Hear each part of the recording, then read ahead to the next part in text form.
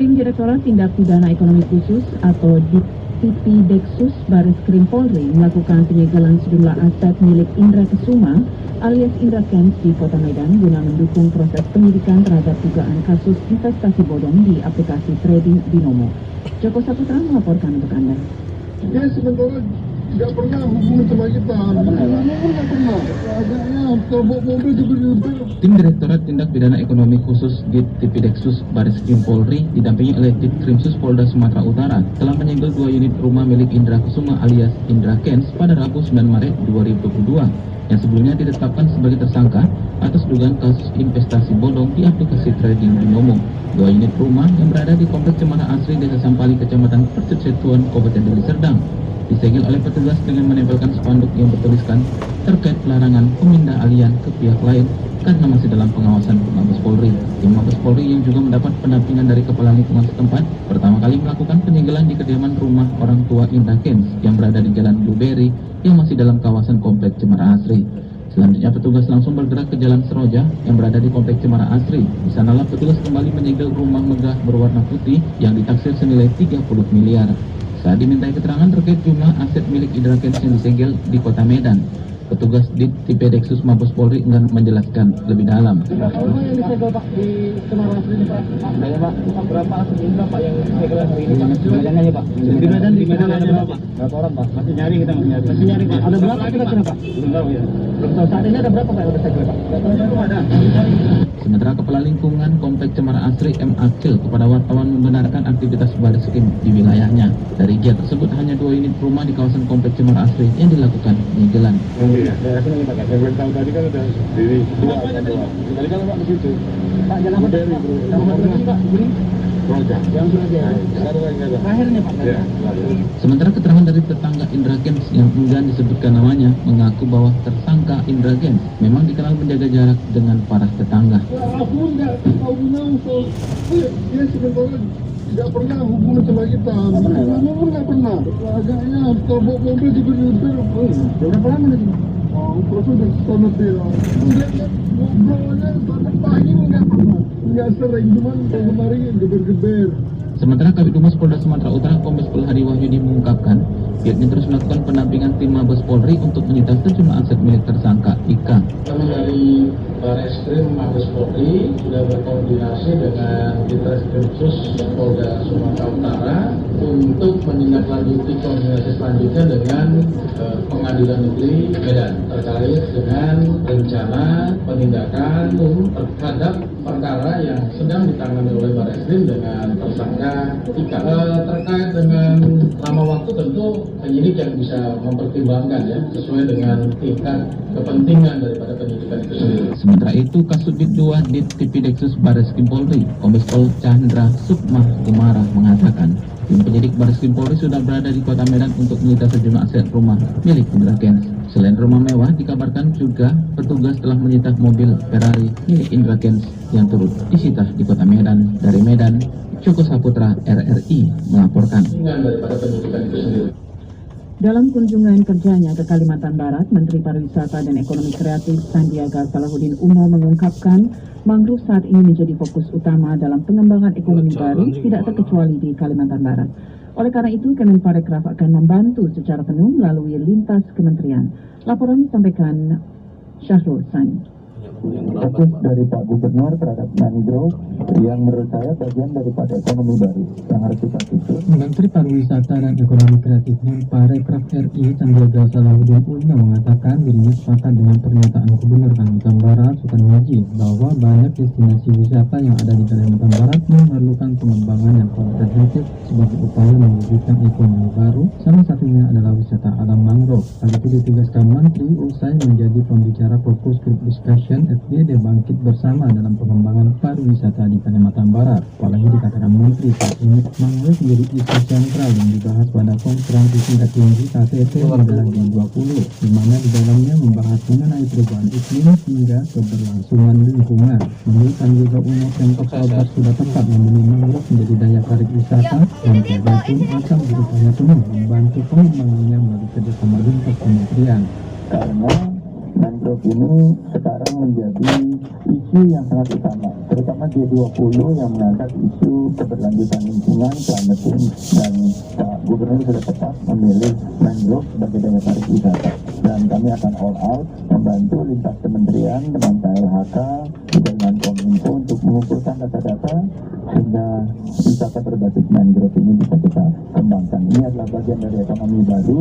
Sebelumnya, Gubernur Kalimantan Barat Sutarmiji saat pemaparan dalam SKD Bangkit Bersama dalam pengembangan pariwisata di Kalimantan Barat menegaskan bahwa Kalbar memiliki cukup banyak destinasi wisata, terutama wisata alam, dan akan berkembang pesat apabila dikelola dengan baik. Sektor pariwisata merupakan salah satu andalan Kalimantan Barat sebetulnya kalau kita betul-betul kelola dengan baik. Kalbar ini ada 325 destinasi wisata dan itu lebih banyak pada wisata alam.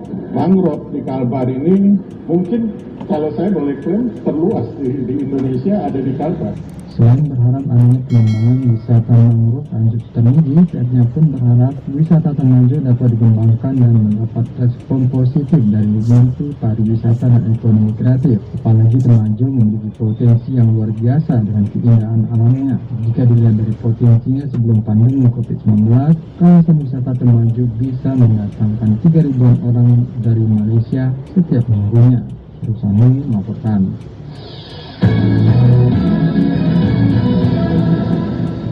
Gubernur Riau Syamsuar mengajak semua pihak untuk satu bahasa dalam penanganan peredaran narkoba di Provinsi Riau.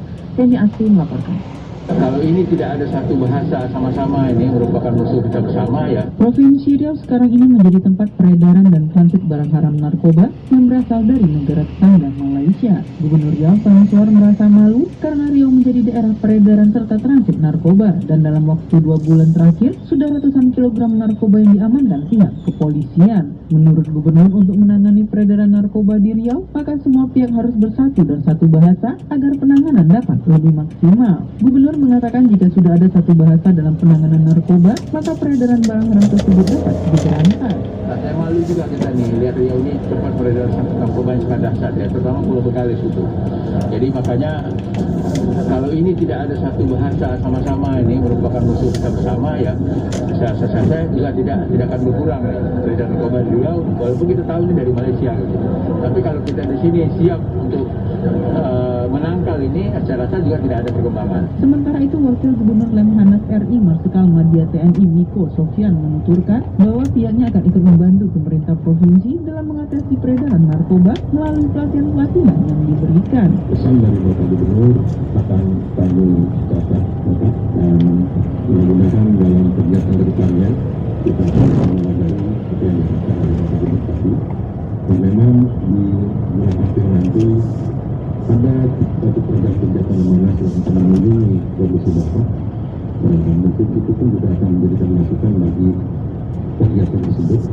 Dalam hal ini adalah peserta pendidikan yang diselenggarakan oleh masyarakat.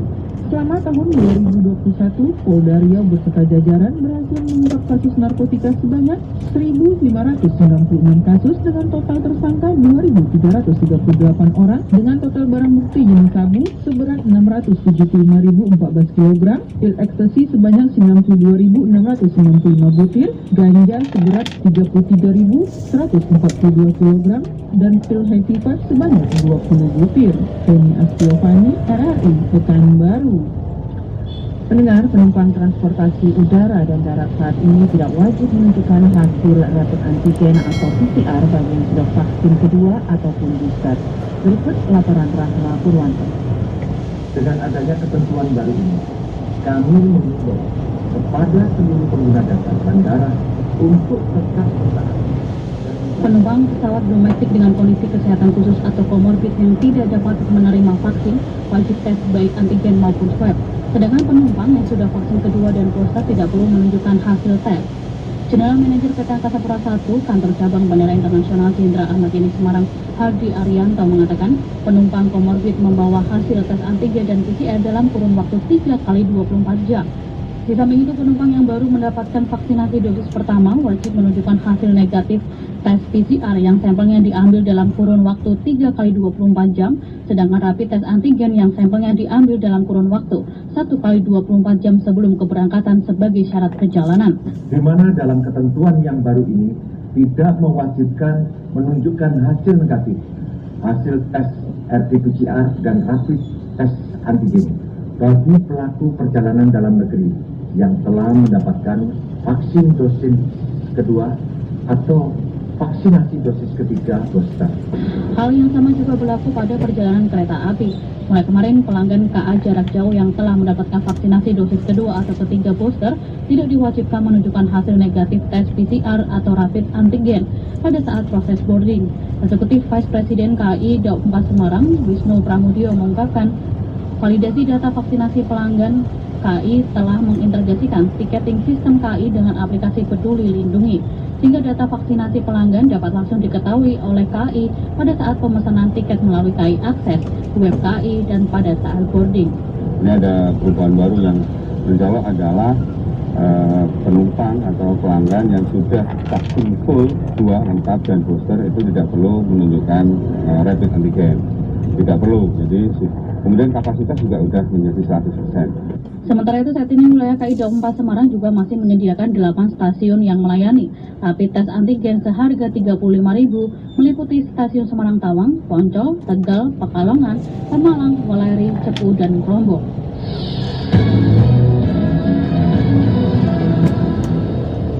Anda masih mendengarkan Warta Berita Radio Republik Indonesia. Kementerian Perdagangan resmi mengubah kebijakan Domestic Market Obligation sementara terkait kelangkaan oleh oknum penimbang minyak goreng yang harus ditindak secara hukum.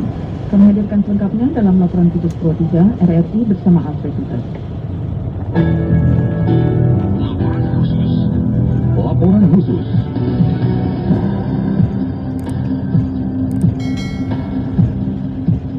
Jadi orang bisa ngantri di pasar modern, di retail modern. Kemudian minyak goreng ke industri sehingga dijual dengan harga tidak sesuai ketentuan pemerintah, penyelundupan ke luar negeri hingga munculnya spekulan pemerintah akan mencabut harga eceran tertinggi HET. Jadi biang keladi tertahannya harga tinggi hingga pekan ini. Menyikapi hal itu, Menteri Perdagangan Muhammad Lutfi langsung mengubah kebijakan Domestic Market Obligation DMO dari sebelumnya 20% menjadi 30% yang mulai berlaku Kamis 10 Maret 2022. Hal itu dilakukan guna memenuhi pasokan industri minyak goreng di dalam negeri. Direktur Eksekutif Gabungan Industri Minyak Nabati Indonesia, Saad Sinaga, mengatakan dengan berlakunya kebijakan ini maka berpengaruh terhadap kuota ekspor setiap satu pemasok domestik.